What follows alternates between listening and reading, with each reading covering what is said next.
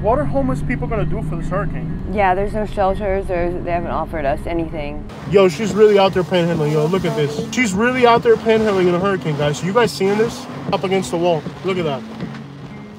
They're up against the wall. Look, there's a dude right here. He's homeless. These are people that are out here homeless during a hurricane, guys. Seen. This has to be seen, Katie. Don't be afraid to record. What can you do for these people in a wheelchair during a hurricane? Due to Hurricane Helene, thousands of people in Florida are now homeless. And in just a few days, another hurricane is coming towards Florida. The only option people have is to put up a tent or a camper on their front yard. However, on October 1st, just a few days before the hurricane left thousands of people homeless, a new anti-camping law aimed at the homeless takes effect in Florida. This is Clearwater Beach, Florida. That is a tent. Somebody sleeping on their front yard because they recently became homeless. According to FEMA, hurricanes are a leading cause of homelessness in the United States. On October 1st, Florida's anti-camping law aimed at the homeless took effect. A law that in its text prohibits people from camping openly in the state of Florida. Interesting, just a few days before the law took effect, Hurricane Helene left a lot of people in Florida homeless. Today, many of those people are camping on their front yards, whether in campers or in tents. And on top of that, many sheriff's offices within the state of Florida are simply reluctant to enforce this new law. Grady Judd recently went on an interview with Fox News, and he told us the real intention of this law is to prevent counties and municipalities from being able to afford giving resources to the homeless. It's not so much the script of the law, but the intended purpose of the law. If you were to ask the homeless population in Florida what this new law entails to them, most of them are going to tell you that they're being persecuted and they're going to be arrested on the spot. However, most of the things that are going to get the homeless people arrested with the new law are things that can already get them arrested previously. And since that really seems to be the logical assumption by most law enforcement agencies, it doesn't seem like there's new arrestable offenses for the homeless in Florida. Despite that, this law has brought fear to the homeless community, and many people who are homeless in the state of Florida are afraid that the law is literally going to persecute them just for being homeless. If you look at the bill summary, there's different facets to the law. However, the most important facet is the intention of the law. According to Grady Judd, the intention of the law is to prevent counties and municipalities from being able to create homeless camps for the homeless. In other words, these new restrictions on the so-to-be homeless camps are so restrictive that if a county or municipality wanted to actually create resources of this sort for the homeless, they wouldn't be able to do it. Most of that script in that law means absolutely nothing. According to Grady Judd, the intended purpose of the law is to ensure that counties and municipalities are not able to create homeless camps for the homeless. This law was portrayed to us in the media as having an intended purpose of getting rid of the homeless. However, despite the fact many people, even in law enforcement, believe that the law's purpose is to provide resources for the homeless, it seems that what the homeless in Florida want is simply a place where they can lay down their tent, some food and clothing. They don't need buildings. They don't want buildings. They don't want to be trapped inside homeless shelters. The only thing the homeless people in Florida want is a piece of land where they can pitch a tent until they can figure out their situation. They don't want to be in a homeless shelter. They definitely don't want to be in a prison, and they don't need millions and billions of dollars. The only thing the homeless people in Florida are asking is just for a piece of land where they can lay down their tent in order to sort out their lives from there. But this law, the intended purpose is, the law seems to provide a blueprint of how these camps should be run. It's a blueprint that doesn't work, and we talked about that on one of our previous videos. Basically, the new homeless law details exactly how the counties are supposed to manage these homeless camps. The problem is that it's not intended for these counties to have homeless camps. The governor of Florida made this new law to ensure that municipalities couldn't possibly create homeless camps because he doesn't want legally sanctioned homeless camps to exist in the state of Florida. The cities and counties in Florida are dealing with a homeless problem, and they're finding out that the solution might be to have state-sanctioned places where the homeless can live. A few counties in Florida have already been experimenting with the idea of letting the homeless live somewhere and not bothering them while they're there, and the result has been absolutely fantastic. Where it was safe, it was a preserve, we were taking care of the land, and the guy didn't care that we were there. People have been staying there for a few years. Is that off of... I did a video there. Yep, that was my old camp. Beautiful. 2 of those were my old camps. Beautiful, and, like, clean. It was. Counties and municipalities in Florida were starting to figure out that if you just give the homeless a piece of land, let them stay there, they create their little camps, they all help each other, and it really reduces crime and it helps the homeless improve their living quality, and they don't bother other people. But the governor of Florida doesn't want that to exist in Florida. It structures a very rigid requirement list of things they have to follow that are impossible to meet. Thus, it makes it so expensive that it just can't work. It's ensuring that these homeless encampments, places that are actually functional, don't cost a lot of money to run. All you have to do is give the homeless a place to live. He wants to ensure that it is so expensive and impractical. It's not that there isn't a solution to homelessness, it's that they're not going to allow it. I interview homeless people on the streets, and the number one concern that they usually have is how inhumane they are treated, particularly by law enforcement. We recently saw during Hurricane Helene. Here's some sandwiches, bro. Right there, man. How many? You got some sandwiches? How many? Just you and her? Okay, let me get you take some bananas too, man. You guys got water? No. Woo! We're in this. Handling. Yeah. Yo, she's really out there panhandling. Yo, look at this. You wanna come? She can get in the car with us. Get her somewhere better. She's really out there panhandling in a hurricane, guys. You guys seeing this? She wants a banana. You want to give her a banana? We don't have any food left. Up against the wall. Look at that. They're up against the wall. Wow. This shouldn't be happening, bro. Look, there's a dude right here. He's homeless. These are people that are out here homeless during a hurricane, guys. Can you imagine being out here during a hurricane? Scene. This has to be seen, Katie. Don't be afraid to record. Look, you got people homeless outside during a hurricane. Catch the guy in the wheelchair over there. Why does this even exist? Why? I couldn't put people, what can I do for them? There's hundreds of them. I can't do anything for them.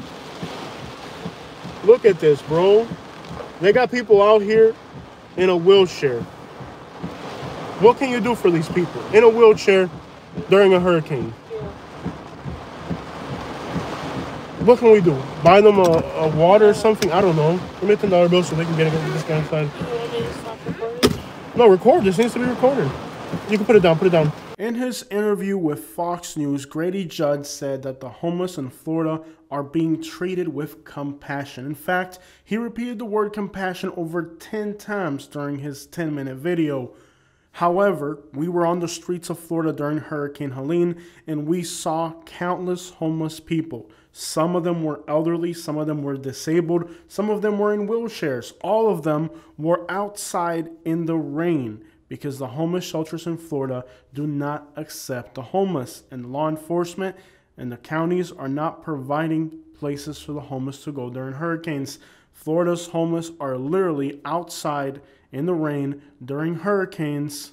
What's compassionate about people in wheelchairs, disabled and elderly, being homeless outside during a hurricane?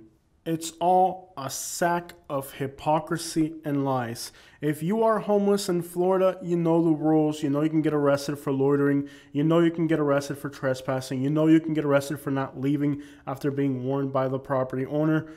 The laws, the counties, so far I've been looking through them and I haven't seen people getting arrested under the new law. I'm seeing some homeless people who are being arrested under previously existing laws like trespassing or failure to leave after warning. The state of Florida portrayed this law as it was going to open up the opportunity to provide resources for the homeless. Even during Grady Judd's 10-minute interview with Fox News, he said that there are not enough prison cells or resources in the state of Florida for the homeless population, and that he, as a sheriff, isn't going to turn his prison into a homeless camp by going out there and arresting all the homeless people. In other words, if you're homeless in the state of Florida, practically nothing is changing. The only thing that this law actually does is it prevents counties from creating open-air homeless camps, which is possibly the only solution that exists to homelessness in Florida, a solution that a few counties have already played with and have had very successful results. But Florida's current governor has made sure that these places have to close down because he doesn't want the notion of a free homeless camp to exist in the state of Florida. Basically, what we're seeing in Florida is that law enforcement agencies, counties, and municipalities are finding that the most practical way to handle the homeless problem is simply to give the homeless people 5 acres and let them do as they wish. And this eliminates 95% of the problems that we deal with when we talk about the homeless population. A handful of counties like Charlotte, Sarasota, Volusia are finding out that the best solution to homelessness is simply to designate a place for the homeless people to go and let them have these open air homeless camps. It puts them all in one place. They're able to settle down, make little camps, and get their lives together. And that is also a place where the homeless shelters can go to and find people that are adequate for homeless shelter evaluation. Based on how they're living in these camps, they're able to determine which people need the help the most and put those people into the programs that currently exist. However, again, the problem with this idea is that it doesn't match their narrative. How can they have homeless camps in Florida when Florida doesn't have homelessness, right? Counties and municipalities and law enforcement agencies are discovering that these types of sites temporarily alleviate the hardships of homelessness and enable some people to escape the streets. This is to the state and the county. Instead of kicking us out, once you do what Brevard County did and deed some land out to us, put a wall around it, put a fence, give us a code, give us a place to stay instead of making us move from place to place and kick us out. Brevard County did that. Yes, there was a retired judge that took like 20 acres, put a wall around it, put a fence up, and deeded it out to the homeless. The only people that can go on it is the sheriff, the judge himself, and the EMTs. The county, the state cannot be, or is not allowed on property. They cannot tell anybody they need to go. Are you guys listening to what's happening on today's video? The police, the homeless, everybody seems to agree and understand that the solution to getting people off the streets is to let them go in these homeless camps for a while until they can sort their lives out. But just like this man said in the interview, it's the state that wants to prevent it from happening. Everybody in the community already knows what's up. The people here in Florida know what's up. They understand this problem, and they know that the solution is to provide a place for the homeless so they can get their crap together. Once they got their crap together, they can move up out of there. And it is successful. People that spend time in these homeless encampments eventually do move on to better things. People who stay on the streets, like he said, getting chased from place to place, end up eventually dying from type of disease or some type of ailment or injury or mental distress. It doesn't give people the opportunity to settle down and figure their lives out. This particular homeless camp right here is in Polk County, Florida, and it has some of the most appalling conditions I've seen in any homeless camp. But the people in this community seem to be okay with it. And if you watch that press conference on Fox News from Grady Judd, you will see that he said, hey, if my community wants this and the people in the community are okay with it, we're not going to interfere with it. In other words, Grady Judd is saying, I'm not going to get involved with these homeless camps. I'm not going to go and punish all these homeless people. I'm not going to put them all in prison. Even Grady Judd himself, and he is in fact, again, a Republican, he himself has said, hey, I'm not going to go in there and bother these people. I'm not going to arrest all these homeless people. I'm not going to turn my county jail into a homeless shelter. That's not going to happen. He said if the adjacent communities are okay with the existence of these homeless camps and the people in these homeless camps are not bothering anybody, Grady Judd practically said if the community is okay with it, it's going to exist. He's not going to get involved and try to step out of line and do things that the community doesn't want. If the community's deemed that these places are acceptable and that it's helping people get back on their feet, he's not going to go out there and arrest people needlessly. But you know the difference between Grady Judd is that Grady Judd himself walks into these homeless camps and talks to these people and tries to figure out exactly why they're living like this, what they need, and what their life goals are. And that is something that some people haven't done. These are individuals who simply want to portray the state of Florida as we can't have this and that's it. But if you actually talk to the communities, the people in the communities don't want to treat the people that are homeless like criminals. They want the people that are homeless to be able to get their stuff together. People don't want to spend large amounts of money funding programs that usually don't go anywhere. But if you just give these people a piece of land and let them live there and let them do whatever they need, eventually they do escape homelessness. Now, for a long time, many people have been labeling my perspective on homelessness as it's some type of liberal agenda. You're starting to see now people like Grady Judd, who's a Republican, telling you exactly what the deal is, and it correlates to a large degree with everything that I've been telling you guys for a while. That you can't just arrest your way out of a homeless problem. We all know that. If you just give these people a piece of land, they'll be able to make it function. But the governor of Florida is trying to ensure that the only practical solution that exists to helping the homeless cannot be implemented with the new laws and regulations that he put in place. And to be specific, let's dive into that for a moment. When many people saw the text of this law, they figured, great, counties are going to be able to set up places for the homeless to camp out temporarily. But people like Grady Judd and myself, when we studied this law, we said, hold on a minute, that's not what this says. He's practically saying that it can't be done because the restrictions that come along with doing it are so excessive and impractical, that'll never happen. What are these regulations? Well, one regulation, for example, says that the site cannot exist for more than a year. Now, that's impractical because imagine a county buying a piece of land, fencing it, securing it, installing bathrooms and other hygiene facilities, only to have to replace it with another site less than a year later. The costs and logistics of doing that would mean that a county would have to spend millions and millions of dollars constantly buying properties and moving things from one place to the other. In practice, it seems like the law enables counties to have these types of places. Guess what? Counties have already been doing this for the longest. The counties aren't the problem. They've been doing this for the longest. It's the fact that the state comes along and says, well, everyone here, you have to change it. How is that going to be implemented? I recently made a video explaining you guys exactly how the implementation of that law was practically impossible. And sure enough, it is practically impossible, and that's exactly what Grady Judd is trying to tell you guys. The state's law says that these individuals have to be drug-free. Well, here's the problem. 95% of the people that are homeless are addicted in the state of Florida, so practically almost nobody could end up in these sites. Pasco County is recently making an effort, even though some commissioners are fighting back against it, to make a place that is welcoming to everybody. How can you fix the homeless problem when 95% of the people that are homeless are addicted, and you're telling them that, well, if you're addicted, you can't end up in these programs? So what options are you giving people? Practically none. You're putting people in a corner where they have absolutely no options, and that's not a solution, that's a tyranny.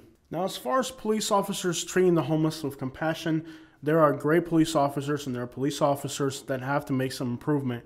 This particular officer here, if you guys remember this video, there's homeless people sitting outside. I bought them food, okay? I, with my own money, paid for their food, so now they are paying customers. There they are sitting outside. They are paying customers. This police officer came into the business and tried to convince the business owner that they should kick out these homeless people. But these homeless people were my guests. They were paying customers. Yet despite the fact they were paying customers, I told them, hey man, leave these people alone, they're paying customers. The business owners told him, hey, leave them alone, they're paying business customers. He insisted that the homeless people couldn't be there. What law says that a homeless person can't eat at a restaurant? Have they been trespassed from here? No, the business hasn't trespassed them. I'm a paying customer and I paid for their meal. That's the problem with law enforcement in Florida, is that there are individuals like this cop right here who persistently go out of their way to target the homeless people, to tyrannize them, to persecute them, and they have rights just like everybody else. In this particular case with this police officer in Hillsborough County, the people that were eating at that table, they had the right to be there. They're paying customers. I told him they're paying customers. I'm the one paying for the food. The business owner told him they were paying customers, but he insisted that they couldn't be there, and we had to have a very verbal altercation to get him to leave. And then he called more backup after we asked him to leave us alone. They're paying customers. And this is the problem that you have in Florida. You have particular police officers that they go above due process. See, due process means that they have the right to be there. You can't force them to leave because they're homeless. We've captured it on video already, and we've heard stories from the homeless people on our YouTube channel about how some of these police officers go out there and they're complete tyrants. They persecute the homeless. They work outside of due process. They slash their tents. So while Grady Judd may have great intentions himself, he can't speak for every single police officer in Polk County. Polk County is one of those counties that has a horrendous reputation among the homeless population because there are particular law enforcement officers who go above and beyond due process to persecute the homeless, and it's illegal. You can't tell a homeless person to leave a restaurant if they're a paying customer and the business owner welcomed them. You're out of line. That's not your place. You can't cut up somebody's tent if you don't have a warrant. You can't destroy property without a warrant. You can't tell somebody that they're being trespassed when the business owner hasn't given you authorization. Too many of these police officers are working outside of due process, and that includes to a large extent Polk County, which has among the homeless one of the worst reputations. These are counties that are working outside of due process, so it's not accurate for you to say that you're being compassionate with the homeless. Perhaps you as an individual are compassionate. I've met a lot of compassionate people. We've had homeless people on our channel share stories about police officers giving them money, putting them in hotels, and doing other great acts of kindness towards the homeless out of the kindness of their heart to help people that are on the street. So obviously, not all police officers act in this way, but enough of them do to where it's a concerning problem, and they need to be educated better to work within due processes. And it looks like from this press conference that at least Grady Judd understands that there's a right and a wrong way to treat people, and you can't tyrannize people when the community doesn't want you to do it. It seems like from his press conference, you can understand that he's aware of his limitations as a sheriff, and he's there as a servant, not as a tyrant. But not everybody in public office has that humble approach to their job. Some people are really filled with, I don't know, ego because they feel their job gives them authority, and they feel that gives them the right to trample over other people's rights, especially those like the homeless who practically can't even afford to get bailed out. Actually, the coolest cop out in Jacksonville. He was nice. He got his tested. So if you notice, she said some cops will come and they'll slice your tent so you have to leave, and other cops with their own money will put you in a hotel to help you. So you can't just generalize that all police are against homeless people. Monday, how many days was it? He paid $350. Yeah, he paid for 3 nights for it. To help so that you. we could take showers. So you guys have, there are officers who out of their own money. That's the only one we found.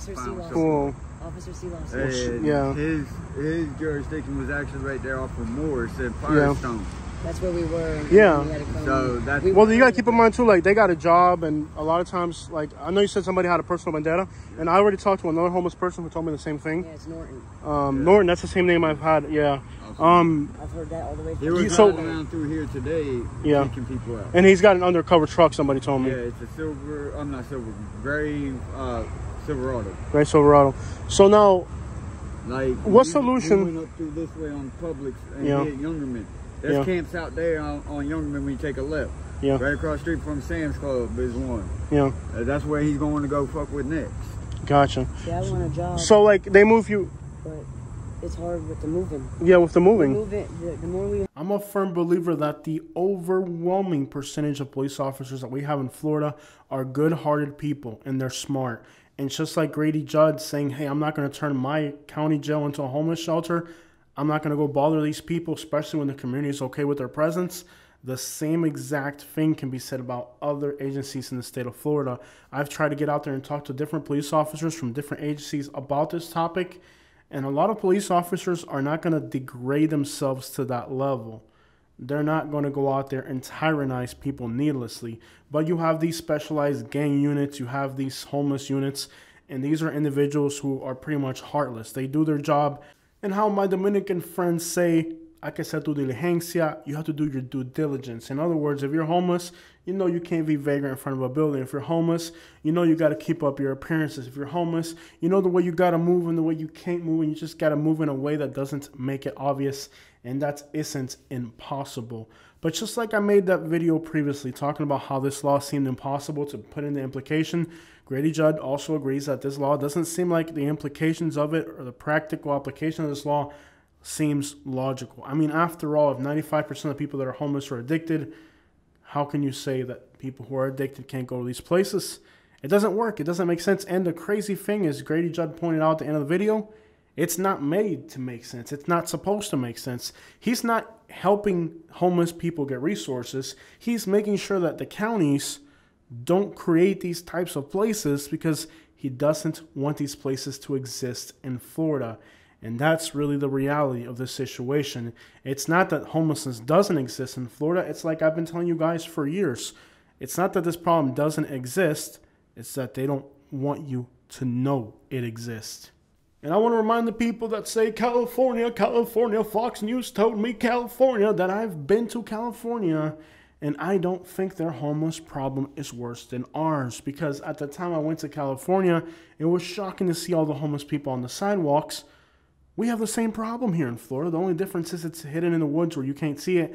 And the more I explore, the more I'm realizing that the homeless situation in Florida per capita is probably worse than California. The only difference is that in Florida, you can't see it because it's hidden. And as you guys know, hurricanes are a leading cause of homelessness. And with Florida being hit back to back by hurricanes, the timing of October 1st, the implementation of Florida's new homeless law, with the fact that in this little brief time period we just got hit by a hurricane, we got another one coming, most likely the timing of this law is redundant to the people of Florida, because we've even seen in rich areas like St. Petersburg Beach how people are putting up tents in their front yards. At a time when thousands of people in Florida are becoming homeless because of a natural disaster, for a law that prohibits camping to take place is, like I said, more than redundant. And I think the people of Florida have just had enough of the rhetoric. Now the people that are losing their homes because of the hurricane are wondering if they can set up a camp in their backyard or a tent in their front yard, or if they can bring in a camper and sleep in it overnight while they're remodeling their houses that got destroyed by the hurricane. And I said this before the hurricanes happened. Wouldn't it be the most ironic thing if right as this law takes effect, a bunch of hurricanes came and put a bunch of rich people on the street and they were the ones that were having to sleep in tents? I did say that before this all happened. If you guys remember, I kind of joked about it. I said, wouldn't it just be the most ironic thing ever if now a bunch of hurricanes hit Florida right as this law takes place, just to remind everybody that homelessness can happen to anyone? Yeah, I said that. You guys remember it. So I don't know if you guys have noticed this, but what the state wants to do is so far-fetched from reality that it's not implementable. It's having problems now arise between sheriff's offices, counties, and cities, and the state. But even above that, FEMA, the federal government, isn't able to get into the state of Florida and help people with hurricane recovery because the same exact problem. The state of Florida has distanced itself so much from the federal government and from its cities and counties that now there's no cooperation across the board from the top, the federal government, all the way down to cities and municipalities. The state has distanced itself with its policies from counties, sheriff's offices, federal governments. It's like the state's trying to do its own wild, crazy thing, and it's so illogical that it's distanced itself from the people at the bottom, the communities, as well as the federal government. And now nothing functions, nothing works, because the state has distanced itself so far from practicality that neither the federal government nor the cities and municipalities are able to find a solution to nothing. And that is leading to people on the streets of Florida ending up in homelessness. And it's also leading to people not being able to receive federal funds in the aftermath of hurricanes. It isn't the federal government that's a problem. It isn't the counties and municipalities. It's the state that has distanced itself so much from practicality, trying to run with some type of culture wars and just crazy ideologies, but in practice, none of it functions. And I am not here to tell you that Republican or Democrat or any political party is the solution. What I'm doing on today's video is explaining to you in practice how these laws affect everyday life, affect the topics that we're talking about, social issues like homelessness, as well as the recovery process after a hurricane. All these elements of livability in Florida are being affected, not because of the federal government, not because of cities and municipalities. It's because the state has distanced itself so far from practicality that it's no longer on the same page as anybody, and it affects the lives of people who live in Florida. The purpose of today's video isn't to criticize a sheriff's office or a particular political party. The purpose of today's video is to educate you on the laws and changes that are happening in the state of Florida. So if you live in Florida, you understand what's happening, and if you're moving here, you find somewhere better. The goal of our videos is to inform and educate the public on the changes that are happening, the practical application, and the challenges that these communities face. It's not a political work, it's an informative work. Many people try to label my channel, but those labels don't stick. Even the way weather is being covered is being manipulated by the changing times. When the Weather Channel and 2 or 3 other news outlets controlled the weather, it was all panic during a hurricane. Now, because of the social media trends of bloggers, YouTubers, and everybody, practically anybody can upload news today, they lost control of the narrative with the media in informing the public about dangers like hurricanes, which has led to larger numbers of deaths during natural disasters that are not that catastrophic, but the public is completely misinformed. So larger news outlets are saying, well, we can't cause panic now. We can't label it a Category 5, even though we know it's going to be a Category 5, because we don't want to cause panic. We don't want to hurt people's sensibilities. But they're saying that now when thousands of people contribute to the news. When it was 4 or 5 people that created the weather news, they weren't worried about causing a panic then because they were profiting from it. Now that other people are profiting from news, not just them, now they want to control the narrative of how it has to be done. You can't cause panic. Now they have to have all these rules and regulations about how it is ethical or how it isn't ethical to do the news, because there's thousands of people involved and they want to make sure that the new people that are doing it can't eat. But when they control the narrative, they definitely made panic. But since there were only people in the room, nobody could say anything about it. So you have to understand that today, when you look at the weather, even the weather is being manipulated by political correctness. Now, political correctness stems from the fact that the people on top want to control the narrative now more than ever, because now they don't have control. And sadly, the people actually fall into that political correctness. And the only thing that political correctness does in the news and media is protect the interests of people like the big companies, while trying to crush the little guy like me, who actually has to go out there and get real news stories. And then they label channels like mine unethical because we don't play by the same rules they don't play by. And if you've noticed, they're the only ones that don't play by those rules. Have you noticed how Dave Chappelle and what's the other one, Family Guy, are the only people who are allowed to make racially insensitive jokes? If I make a racially insensitive joke on my YouTube channel, I get canceled. But if it's Dave Chappelle or Family Guy, they're allowed to make those insensitive jokes. Why can't I make those racially insensitive jokes? You see what I'm saying? That's political correctness. They want to control the narrative of everybody, but then they want to be the only ones who cannot be controlled by that narrative. That's why they say, oh, Dave Chappelle can say whatever he wants, or Family Guy can say whatever they want, and it's not a problem. But everybody else has to live by this political correctness filter. That political correctness filter doesn't come from the people. It comes from the people on top that own those big companies that want to control the narrative to suppress creators like myself. And that's not a conspiracy theory. If you talk to people or if you watch interviews on the internet about celebrities, they're telling you that this political correctness is coming in to control the narrative now that there's so many individual creators. So of course, somebody that has a huge following wants there to be political correctness, and they want to control the narrative. They want to be the only ones who can make those politically insensitive jokes. If anybody else does that, then that's getting in the way of their money, and it's competition that they simply do not want. So even when you watch the weather news today, even that's got some political correctness revolving in the air, and that people can't even label a hurricane as a Category 5 because they're afraid that it's going to cause panic on people.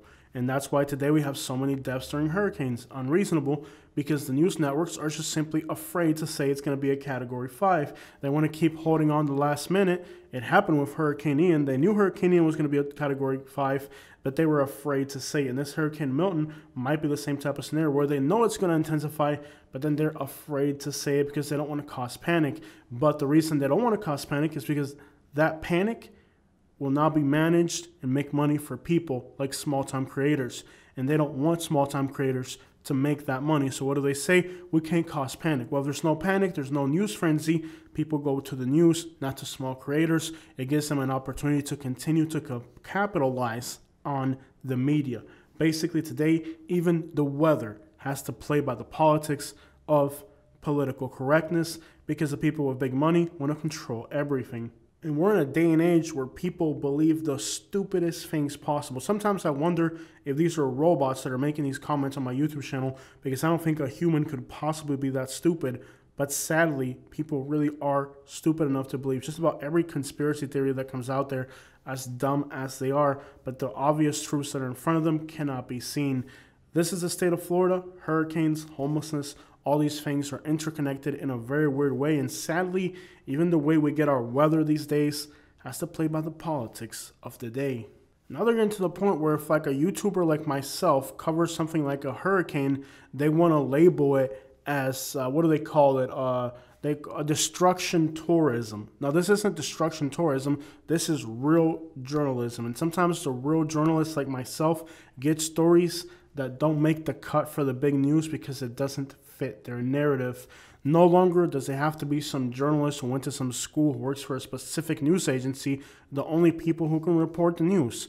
But again, they want to label people like myself who do real on-the-ground reporting as destruction tourists and discredit our journalistic abilities simply because we don't fit the mold that they want us to fit. But at the end of the day, when I drop a news story on YouTube, it might get more views than on their YouTube channel, despite the fact they have millions of subscribers and I'm just a little guy. But that doesn't prevent people from labeling channels like mine destruction tourism, basically to discredit our journalistic abilities that are more practical, more effective, run through no filters at all. And that's sometimes what people want. People are tired of the agendas, tired of the narratives. People just want the news for what it is. And that's something that they have a problem with because today most of these news agencies are in some way or another affiliated with political parties. Even the weather today has become political. So when you have somebody like myself that doesn't feed into any of those narratives, it's a problem for them because you're not going with their program. And they've been teaching their sheep to attack anything that doesn't fit the narrative. People today won't even watch the Weather Channel if it isn't the Weather Channel from the right source, because even the weather is being politicized today. It's absolutely ridiculous, and that is the problem that we're facing, where even weather has become an issue of misinformation. After all, I don't make predictions. All I make is reports about the aftermath. So in my opinion, let them do whatever the crap they want. I just dropped a video on Anna Maria Island before the hurricane happened, just talking about what had happened, and it got 130,000 views. I'm seeing people who flew over the island with a helicopter to record the aftermath, and they got 5,000 views. So at the end of the day, with things like YouTube, you can't really suppress the small creator, but they can't do it physically, they do it ideologically. They don't want you to have access to small creators like myself who are giving you guys a real picture, a real narrative, not something distorted by politics.